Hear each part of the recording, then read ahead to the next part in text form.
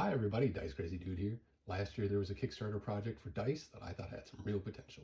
Well, they arrived not too long ago, so let's dive into 12Parsecs Designs, Little Worlds.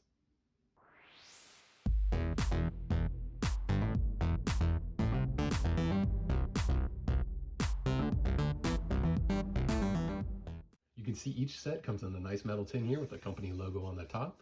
Inside it's padded to keep your dice nice and secure, but it's not too hard to get them out. So let's get to the table and let's get rolling. The particular set I ordered is Glacial Fortress. This 7-die set retails for $55 Canadian. You can see it's sharp edge resin, and it is composed of black and transparent resin layers with an icy blue numbering.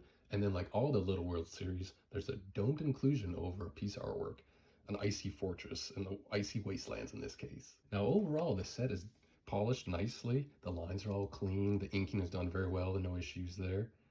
And while the D4 and the D8 still have very sharp points on them, a lot of the other dice, especially like the D12 and D6 and stuff, while still being sharp edge, aren't nearly as stabby in the hand, which is kind of nice when you're holding them. Now I'm wondering if there's some issues with the mold for the D20. Take a look at mine, especially here on the 2 and kind of the 16 sides. You can also see it. Try and pull that up there in the reflection for you guys. There's kind of almost that like spotting on there, so I'm not sure what's going on there. Now there are a few issues with the set I want to bring up. One is the orientation on the inclusions. It's not quite consistent on the set. You can see on the D20, the percentile, and the D10, it's on the high side. But when you're looking at the D4, D6, D8, and D12, it's on the low side. So I'm not quite sure why they didn't keep that the same. You know, when you roll on these dice, are you reaching that destination? And then on these ones, you're being banished? I just wish there's a little more consistency there. Now, obviously, the big draw for this set was that inclusion, which really kind of has a popping effect on that artwork, but it doesn't quite work the best on all the dice.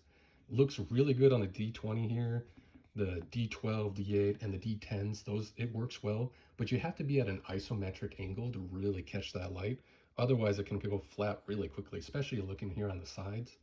And then the D6, it is really angle dependent on getting that effect to really pop and shine. See, it looks great here, kind of isometrically. But as soon as you go kind of sides or straight on, it gets very flat. And then unfortunately, the D4 just looks flat no matter how you're looking at it. So I wish that worked a little bit better on some of these dice than the others. Likewise, again, that it really only works for the one facing number that you're looking at, either high and low, depending on the die. As you can see, the other side, you know, especially with that just solid black resin, really cuts off that effect. You're not going to see that artwork, or if the die is to the side like that, it just really doesn't work that well. So it's, you know, when it works great. It really shines and pops and looks really cool. But if you get off angle of that, it's really dependent on looking at it at a certain orientation. Little World series by 12Parsecs Designs. This is Glacial Fortress. I really like it when it works. I think the black provides a good background, but maybe they have to change that layering a little bit or work on the inclusion to kind of get pop from more angles. I'd love to see where this goes. I think obviously some of the sets are going to work better than others. I'm not disappointed with my purchase, but I'm really looking forward to seeing if they can make that effect, especially if they did it like a large chunk D20 size, maybe pair 2 of those inclusions together. If you could really get a neat effect where it really pops from basically every angle you look at it. So 12Parsecs Designs, Little Worlds, Glacial Fortress, check it out.